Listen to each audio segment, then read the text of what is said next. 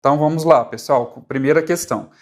Quando a gente fala de clínica médica, né, a gente fala de vários assuntos, de várias disciplinas. Então, assim, eu sempre, quando vou fazer uma revisão dessa, eu coloco uma questão de renal, uma questão de diabetes, uma questão da parte cardiológica e assim por diante, para ir puxando todos os grandes assuntos. Então, é mais ou menos uma questão de cada assunto.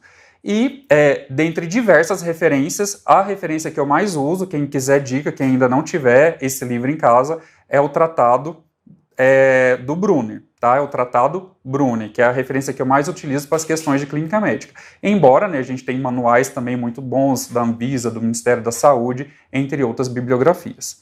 Então vamos lá para a primeira questão, que é uma questão da parte renal. Número 1. Sobre a doença renal crônica, tá? Cai bastante nas provas de residência, é uma questão da USP. Considere as seguintes afirmações. Nós vamos ler 4 afirmativas e julgar se elas estão erradas ou corretas. Número 1. Sobre doença renal crônica. Suas causas mais comuns são a hipotensão, aminoglicosídeos e distúrbios obstrutivos. Né? Aqui tem uma questão que já deixa ela totalmente errada, que é a hipotensão. Hipotensão não é causa mais comum de doença renal crônica, tá? É a hipertensão, que é uma das causas mais comuns, junto também com diabetes. Então, foi uma tentativa aí de pegadinha. Jogou hipotensão e, na verdade, seria hipertensão. Sobre o tratamento de aminoglicosídeos, né, que são antibióticos, né, e também distúrbios obstrutivos, eles são mais comuns em relação a causas de doença renal aguda, tá bom? E não crônica. Então, essa questão aqui está errada.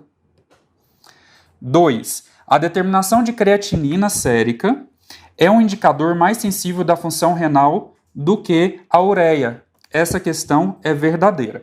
Então, existem os exames então, que ajudam aí na monitorização da função renal. Ureia, creatinina, né, séricas, exames de sangue, são extremamente utilizados para avaliar a função renal. Inclusive, qualquer um de nós, né, quando a gente vai fazer um check-up, uma avaliação periódica, a gente faz ureia e creatinina para ver função renal. A creatinina é um exame mais sensível, tá? Ela é fruto da degradação, né, do muscular, né, que gera os níveis de creatinina, e se elas estiverem muito elevadas, significa que o rim não está eliminando ela bem, os rins não estão eliminando a creatinina bem. E ela é mais estável e mais fidedigna para avaliar o comportamento da função renal. Por outro lado, nós temos a ureia. A ureia também, embora seja indicada, seja feita para avaliar a função renal, ela pode sofrer alterações de maneira mais comum que não tem relação com a função renal, como, por exemplo, uma dieta hiperproteica pode levar a aumento de ureia. Ou seja, você pode ter um aumento de ureia, até por uma dieta hiperproteica, e não estar necessariamente com função renal. Então, a creatinina é tida como mais sensível para verificar a função renal, por isso essa questão está verdadeira.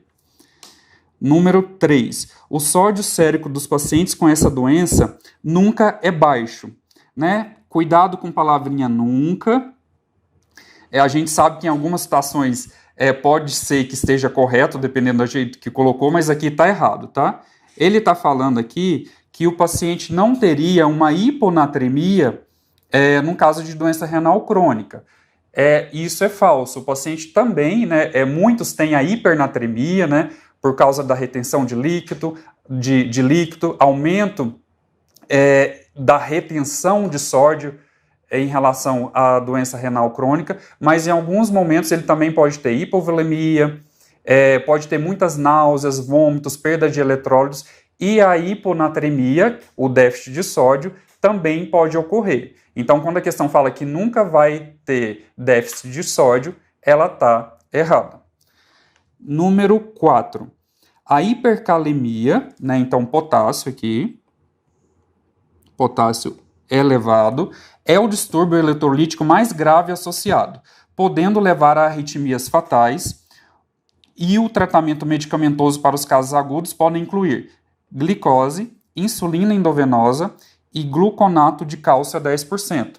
é uma questão, né, talvez das 4 aqui seria a mais complexa, a mais difícil. O aumento de potássio, então, é realmente uma situação grave na insuficiência renal crônica. Lembrando que com insuficiência renal a gente tem muito distúrbio hidroeletrolítico, praticamente pode mexer com todos os eletrólitos, também com potássio ele pode aumentar, e sim, ele pode provocar arritmias que podem ser até fatais, né? Tem muita alteração na parte cardiológica, levando a arritmias. Então isso é grave e pode acontecer. E o tratamento colocado aqui para essa situação, glicose, insulina e gluconato de cálcio, também estão indicados numa situação dessa, tá? Então está correto, inclusive tem referência com esse tratamento no Bruno. O gluconato de cálcio é utilizado até para competir com o excesso de potássio que está no coração e tentar evitar a diminuição e tentar provocar a diminuição dos efeitos ruins do potássio.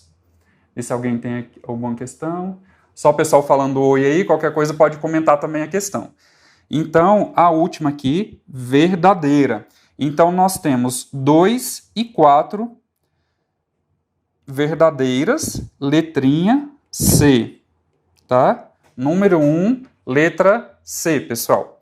Agora aqui só trouxe mais algumas questões de função renal, né? Na função renal a gente tem a taxa de filtração glomerular diminuída, né? O que significa isso? A taxa de filtração glomerular, ela corresponde à capacidade, ao plasma filtrado pelos rins, pelos glomérulos. Então, quanto menos filtração, quanto mais o paciente está tendo uma filtragem menor do plasma, do sangue, significa que ele está tendo os rins comprometidos. Ou seja, quanto mais a doença renal crônica se avança, menor vai ser a taxa de filtração glomerular, que num ambiente normal, numa pessoa com tudo funcionando normalmente, tem que ser aí pelo menos 125 ml por minuto por 1,73 metros ao quadrado. Então, 125 aqui pelo menos normal.